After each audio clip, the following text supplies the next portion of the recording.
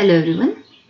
So far we have seen hedging using index options and hedging for commodities using usual futures. Today we'll be seeing hedging using index futures and we'll again be using capital asset pricing model for the same. So we have introduced a concept of portfolio beta, right? So we saw that portfolio beta tells us how the market movements are going to affect the movement of our portfolio. Now, one hedging strategy is to modify beta value so that the market movements shouldn't affect us too much. So what do I mean by that? So hedging we would be interested in hedging when you feel that the market is going to go down. So if the market is going to go down and if our beta is larger than 1, then our losses would be much more magnified than the losses in the market, right? So in such a scenario, we would like to reduce our beta. So if we bring our beta to less than 1, then the market losses would affect our portfolio, of course, but in a less proportion. Okay, so we would be interested in, say, decreasing beta. On the other hand, if you feel that the market is going to go up, then you might be interested in, say, increasing your beta so that the gains are magnified. So today we will try to see how beta can be changed via index futures. Why index futures? Because index would reflect the market movement and we are going to use the market movement to reduce the risk in our portfolio. Okay, so let us first introduce some notations.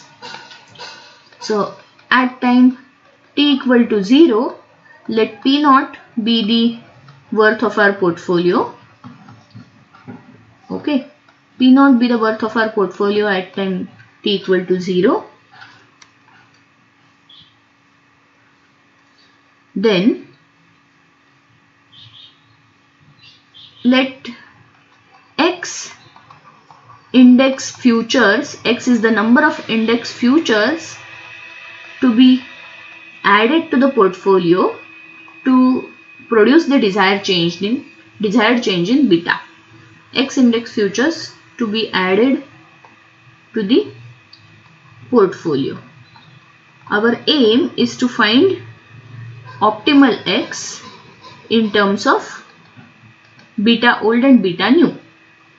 Aim is to find X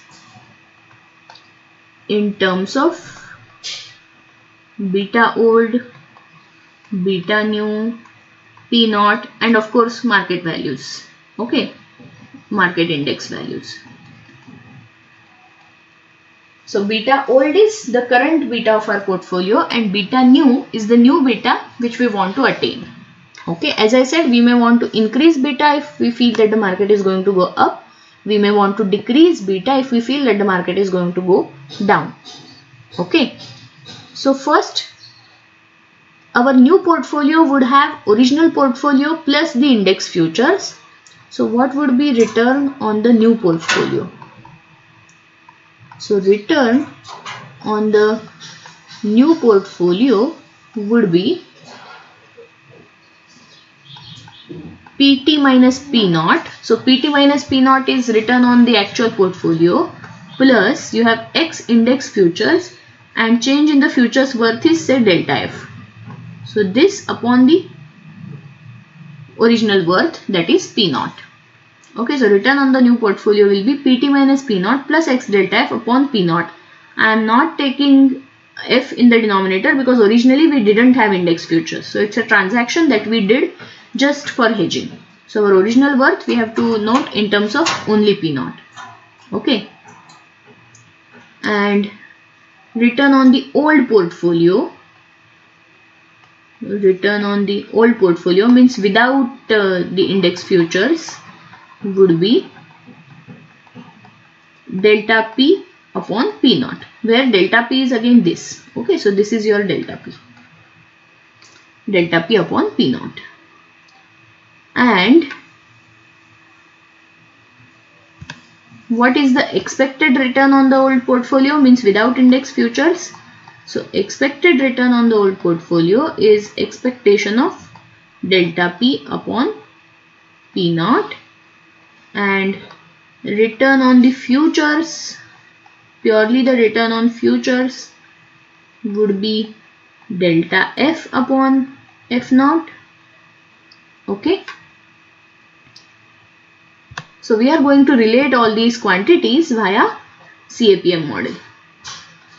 So via CAPM, what I know is expected RP, return on the portfolio, excess return of course, so I need to write minus R would be beta old, current beta, into expected RM minus R, correct? This is our equation for CAPM.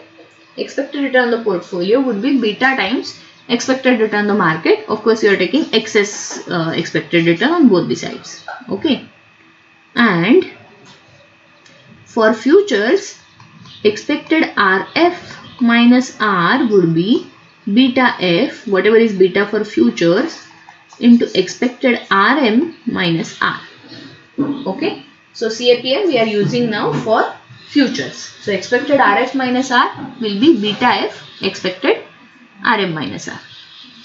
Now there are a couple of important things here. See, in futures there is no initial payment. Okay. When we enter into some position in futures, there is no initial payment. We have zero payment at time 0. Whatever payment happens, it happens at time t. As a result, while dealing with return on futures, we don't need to worry about interest rate because we are not paying anything at time 0. Payment happens only at time t, so we don't need to worry about time value of money or interest rate. So R is essentially 0 when you are dealing with futures, return on futures, okay? Because you don't invest anything at the beginning. Whatever you gain is purely your gain. There is no interest component involved. Got my point? And secondly, beta for future, index futures, not in general futures, beta for index futures would be 1 because index movement is nothing but the market movement. So futures on index would be perfectly mirroring the market. Okay. So because of these two, my equation becomes expected RF equal to expected RM minus R. Beta becomes 1 and R on the left hand side is gone because we don't have any initial investment and hence no worry about time value of money or interest. Okay.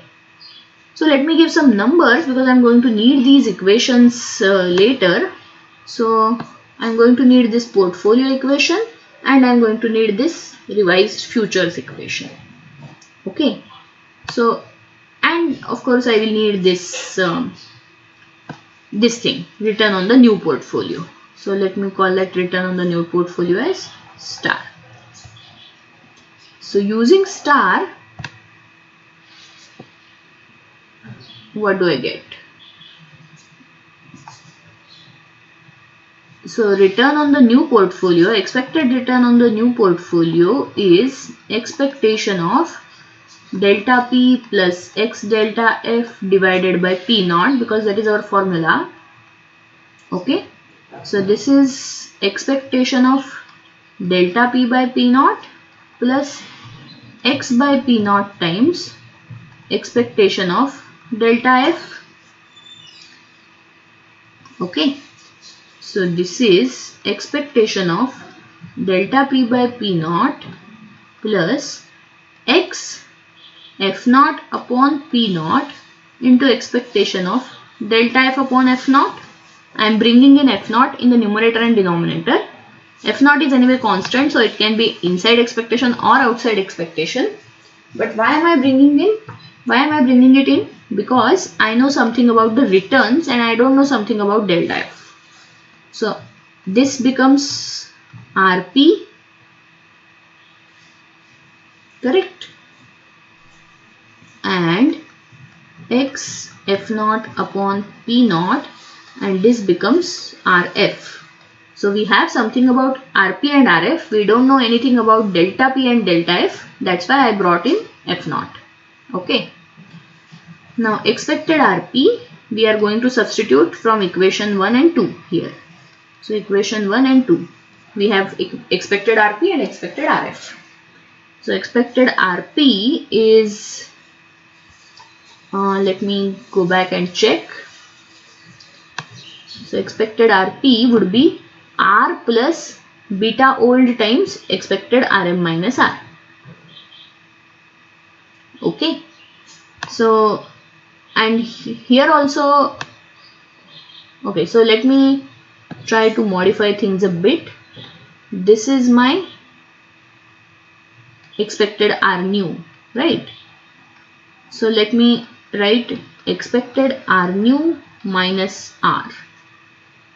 So that would be expected RP minus R plus XF naught by P naught expected RF. Okay, so we brought in R, small r on both the sides just to simplify. So expected RP minus R now we know is beta old times expected RM minus R. We are substituting from equation 1, nothing else, plus XF naught upon P naught, and expected RF is simply expected RM minus R.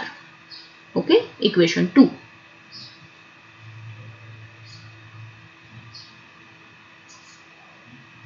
Is it okay? So if I take expected RM minus R common, I get beta old plus X F naught upon P naught into expected RM minus R. Is it okay?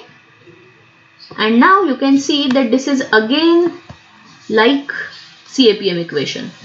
So what I have is expected R new minus R. So excess rate of return on the new portfolio is this quantity times excess rate of return on the market. So this is again a CAPM equation. So this becomes my beta new. Okay. So new portfolio has this beta because excess return on the new portfolio is this quantity times excess return on the market. Okay. So my beta new is beta old plus XF naught upon P naught. Got it? And this tells me how to get X.